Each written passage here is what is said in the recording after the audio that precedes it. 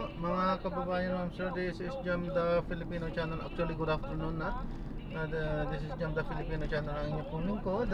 So today is April 29 na 2026.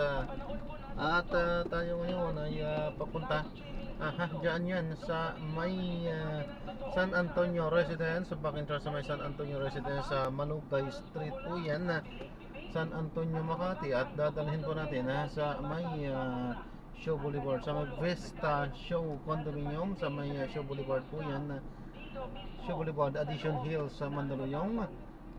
Okay, yun na nga yun, Addition Hills, Mandaluyong. Okay, makinig tayo ng mga nagbabagong balitan talakayan. Disclaimer lamang po, ang content po natin ay kalsada at hindi ang pasaya. Ano po? To the House plenary, the filing of the articles of impeachment to the Senate, impeachment trial, to the Senate for an impeachment trial. And so we have gone full circle, Madam Chair. Sa haba-haba ng prosesyon na nag-umpisa sa opisina ni Kong Paulo Duterte nung gabi, noong November 23, 2024, bumalik tayo ngayon para dinggin ang krimen at impeachable offense na naganap malapit lamang sa bulwagan na ito. Ang seryosong pagbabanta sa buhay ng Pangulo, unang ginang dating speaker ng kanyang pangalawang Pangulo.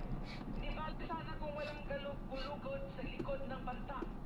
Pero katulad po ng aking sinabi, may kakayahan si VP Sara at ang pamilya Duterte na isa katuparan ng kanilang mga bantang pagpatay sa Pangulo.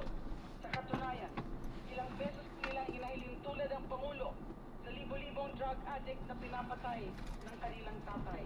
Sa tingin ko po, sa akin po, ito ang pinakamalalang ground for impeachment. Dahil pinakita nito ang kawalan ng tamang pag-iisip ni VP Sara. Again, I'm not a psychologist or psychiatrist, but that's what I can see from the character and personality of VP Sara. Hindi lamang pagbabanta sa buhay ng Pangulo ang ating nasaksihan noong gabing yon mula sa room 304 ng South Wing Annex, kung hindi ang lagim na kinakaharap ng ating bayan sa ilalim ng isa na namang Duterte. That is my manifestation, Madam Chair, for the record. Thank you. Thank you, Honorable De Lima. Next to raise clarificatory questions is the Honorable Bernadette Barbers.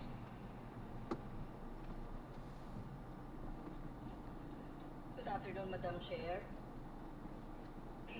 Clarificatory question lang. Pop culture reference ay gagawing basihan ng suspicion. Marami namang gumagamit ng references from films and series as metaphor. Metaphor lang, Madam Chair. Ang punto lang, yung series ng Designated Survivor ay widely known na fiction. Kung ginamit man ito ng Vice Presidente, it would simply be a figure of speech. We should be careful not to overinterpret statements or put meaning beyond its plain language, Madam Chair. Madam Chair. I observe that Chair Benny Abante is also raising his hand. Do you have any manifestation or clarificatory question with regards to the resignation video and the designated survivor video? I requested, Madam Chair, that after the clarificatory questions that I would be allowed to make a manifestation. Alright, so I will call you after all the clarificatory questions. The Honorable Kong, Attorney J.P. Padiernas is recognized. Madam Chair, thank you so much. Madam Chair, I understand yung point po na ni-raise ni Honorable Joboy Aquino. However, we must also consider the other side of the coin. There is a need to examine the statements of the impeachable officer in their entirety and not in isolation in order to determine context, intent, and possible implication. In particular, the reference to the show Designated Survivor cannot be viewed on its own, divorced from the other statements made before, during, or after. Nevertheless, it must be emphasized that at this stage of the impeachment proceedings, the issue is not yet final guilt or innocence. The question before us is only whether there is sufficient factual basis and probable cause to hold the impeachable officer answerable for the allegations. Whether the impeachable officer is ultimately guilty of the impeachable offense, whether in relation to the designated survivor reference or the other statements attributed to her, as mentioned a while ago, is a matter that belongs to the Senate to determine at the proper time should the case proceed in trial. That's all, Madam Chair. The manifestation of the Honorable J.B. Padiernas is noted. Now we recognize the Honorable D.S.J.J. Suarez. Maraming salamat, Madam Chair. Alam niyo po, maaaring fiction po yung series ng Designated Survivor sa US. Kaso lang, hindi po ito biro sa atin. Unang-una, dahil ang nagbigkas po ng mga salitang yan, ay yung mismong makikinabang kung merong mangyari sa buhay ng ating presidente. She is the direct beneficiary of anything that will happen to the president. And thereby designating herself as a survivor means that she may be entertaining some thought or there are some, things that may happen to the president. And as we all know, the president, the highest elected official of the land, whose life must remain secure because of the responsibilities and the duties that he holds. So we should not take this lightly, Madam Chair. Yes, it may be a basis of some series, and all the reason why it should be the basis because there is so much significance in that statement that was uttered, Madam Chair. So I would just like to put that on record. Thank you very much. Thank you, Honorable D.S.J.J. Suarez. Now we proceed with the next to raise clarificatory question. Is this still on the video of resignation and designated survivor D.S. Conghun? D.S. Conghun is recognized. Yes, Madam Chair. Thank you, Madam Chair. May I ask clarificatory questions lang po para sa NBI?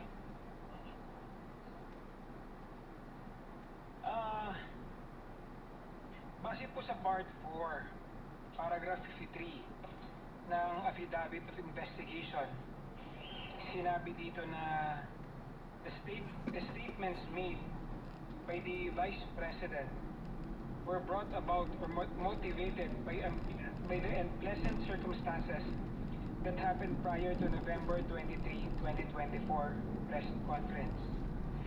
She imagined that the cutting of the President's head. She further claimed that her name was marred by Speaker Martin Romualdez, First Lady Lisa Marcos Araneta, and President Ferdinand Marcos Jr. Kinukumpirma niyo po ba ito?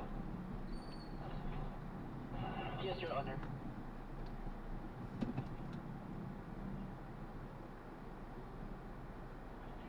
It's on the October 18 video that was also authenticated, Your Honor.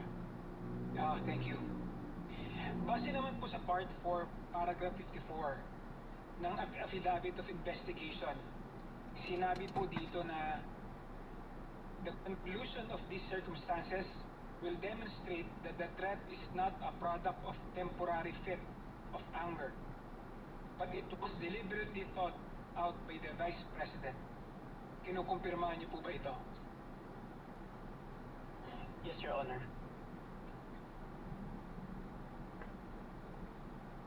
Madam Chair, may I manifest that what we're seeing now is not a single isolated statement. When you put everything together, the resignation as a Deputy Secretary in June 29, 2024, and the self-declaration as the designated survivor in July 11, 2024, the remarks made in October 18, 2024 press conference, the threat to the life of the President, First Lady, and former Speaker of the House in November 23, 2024, and confirming the same on November 26, 2024, it forms a pattern that cannot simply be dismissed as a casual rhetoric. Ito po ay hindi about sa politics alone. This is about whether these statements cross the threshold of a credible threat that requires a state response. Thank you, Madam Chair. Yun lang po. Thank you. We will go back to the video of resignation and designated survivor. If there are any other members who wish to manifest or raise questions on this video, if we are done, then we recognize the Honorable Rog Gutierrez Thank you, for Madam his Chair. clarificatory questions. Madam Chair, just on that point po, no, and I do agree that tama rin naman po yung ginagawa ng NBI that they wide in relation to the threat video, they're looking at other videos to provide context. And actually, naalala ko lang po, there was another video, I think, that was a pronouncement by a family member of the Vice President in relation to sort of political destiny of sorts, yung dun tungkol sa mga Romanov at mga Mussolini. I would just like to clarify, Madam Chair, was that also included for context in the investigation of the NBI? May we hear from the NBI?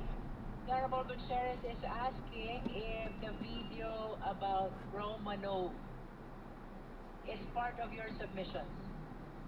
Yes, Your Honor, it's part of the The submission. same has been authenticated as well. Yes, Your Honor, but it's being considered on an ongoing investigation. It's part of your ongoing investigation. What's the pleasure of the Honorable Gutierrez? Madam Chair, that was just a clarification po, no, kung na-consider. That's all. Thank you, Madam Chair. Madam Chair. The Honorable Bel Zamora. Short manifestation. I believe that all of us saw this video also wherein the brother of the Vice President referred to the Romanov. If I may interrupt, since we are discussing on the video, for the guidance of the members, since it's part of the submission, with the indulgence of the members, may we play that video? Yes? So, Secretariat, please be directed to play the video about that Romanov.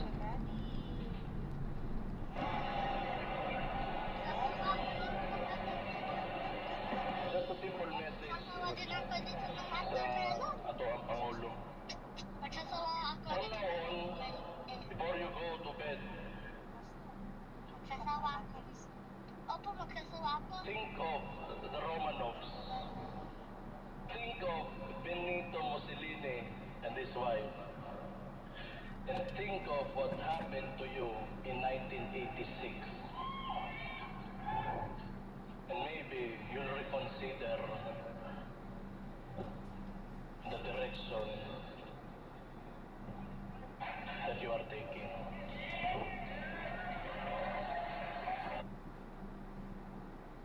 Honorable Zamora.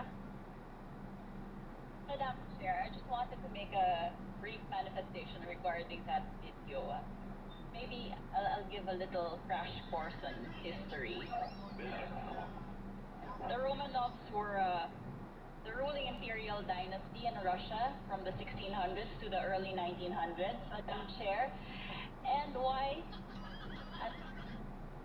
Sila po ang royal family noong 1900s until 1917. Noong 1917, nagkaroon po ng February uprising kung saan napilitan mag-abdicate o i-give up ni Tsar Nicholas II ang kanyang pwesto dahil may communist uprising.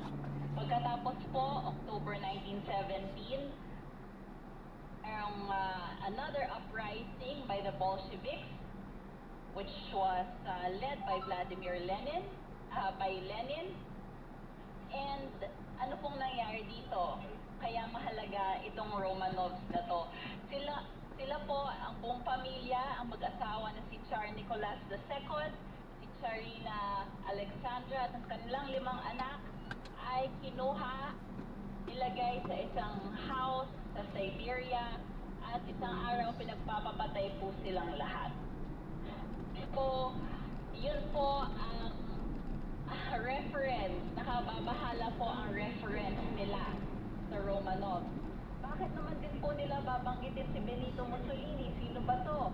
Ang fascist dictator from 1922 to 1943 ng Italy, a ally allied himself with Hitler and the Axis powers until he was removed by King Victor Emmanuel and then executed in 1945. The point is, Madam Chair, nakababakala nga ang kanilang reference sa ganitong mga okasyon, sa ganitong mga tao, and their propensity to refer to execution or to idolize dictators is appalling and should not be countenanced. Thank you, Madam Chair. Madam Chair.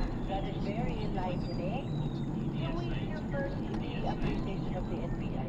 Having heard history from the Honorable Zamora, how did the NBI appreciate this video of Mayor Baste? Yeah, well, thank you for the cross-court history. Although we already have traced back when there's a referral on that matter. So, and I tend to agree with Honorable Zamora that the reason why we're still considering what we're saying that there's an ongoing investigation because just recently, I think first week of April, there was a rally in Club Filipino when they launched the Rage.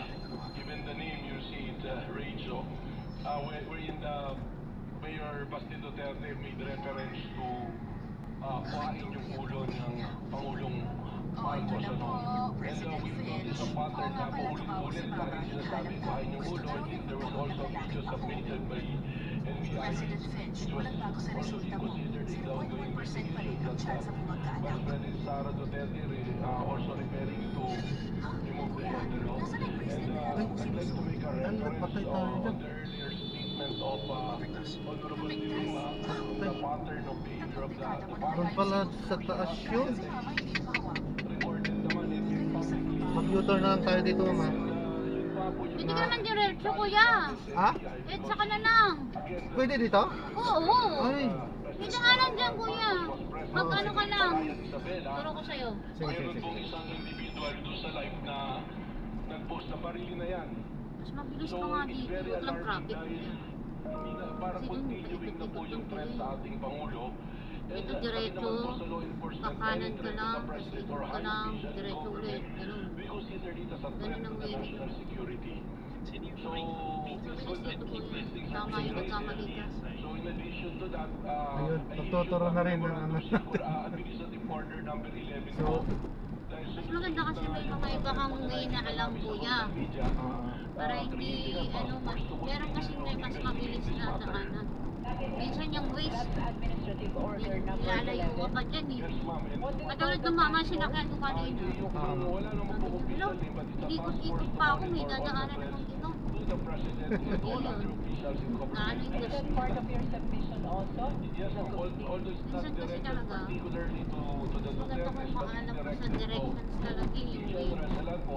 But this is an option Yung kailangan ng because of the ways para behavior po of the magsundan pa. family. In other words, Director Matibag, the reason why you are considering all these videos, Director Matibag, is for you to be guided on whether or not threat was actually committed. As to the press conference of Vice President Duterte, it's already been established by the Bureau.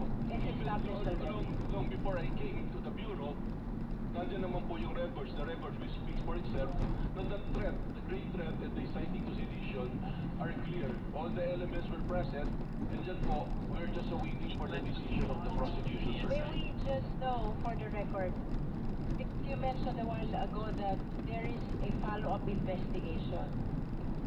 May we know the purpose of the follow-up investigation? If you have resolved already the offense of threat that was committed against the first couple and the former speaker, how about the follow-up investigation? Sa ongoing investigation po, if you recall, doon po sa video ni Vice President, sinabi niya na no joke, nag-hire na siya ng assassin, ano po. We're trying to Dito ko banda sa may kanan, kuya. the assassin. And just to let you know, Dito sa may kaliwa. already, we have some personalities that we are surveillance at sinusundan po namin.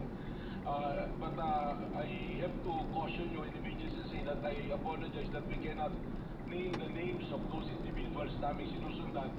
but we are zeroing on several individuals already na maaaring yun po yung kinausap niya doon sa threat na ginawa po niya. Wait, let me confirm. You said that you have leads At least hindi pala ano. about the Hindi assassin siya... hired by the Vice Ayun President. na, mag-uumpisa Hindi na. siya traffic. Meron po Mag-uumpisa na. mukhang talagang, ano naman po yung findings na talagang may kinausap, Alas kaya dos pa nga po lang naman. nag-file ang kaso ng grave threat Ayan. of deciding to sedition. Ito na. And this is the assassin hired to kill President, Ano the lang First yan? Lady, and the former Speaker, which we saw from her video. Yan po yung part ng aming ongoing case build-up and to solidify po kung ito yung individual talaga. If you recall, meron pong mention, it's not been denied, na meron pong itinay yung Vice President Sara, parang Vice Presidential Security Group, yung sarili niyang group. So, yun na lang, in general, we're looking on those individuals in the close associates of the Vice President. Can you expound on the Vice President Security Group? What is the significance of this year ongoing investigation? Well, meron po ang baka na-identify dyan na still in the military service and marami rin po dyan yung no longer in the military service. Ano po. So, remember, yung sinusundan po natin is the second highest ranking official of the country.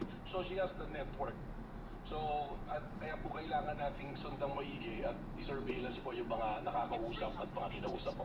Is it correct to say that the subject matter of your follow-up investigation is the statement of the Vice President that he has hired an assassin? Yes po, doon po talaga yun dahil we considered it as a serious and actual threat to the life of the President, kaya kailangan po naming bantayan. And you consider the creation of the Vice President Security Group significant in the investigation of this having hired an assassin? Para sa amin po, yes, because it is very unusual to Vice President. If you will look at the history of other Vice Presidents, hindi po ganun karami yung security group na nakabantay po sa kanila. When you say hindi po ganito karami, can you give us an idea how many security does the Vice President have in comparison with those Well, who serve as Vice President? I'm not sure what is the number, but during the time of Vice President Benny, I think it's not even more than 30. Pero dito po, hundreds po yung security na putang ina. po nila. Dami. Saying that during the Tangina. time of Mayor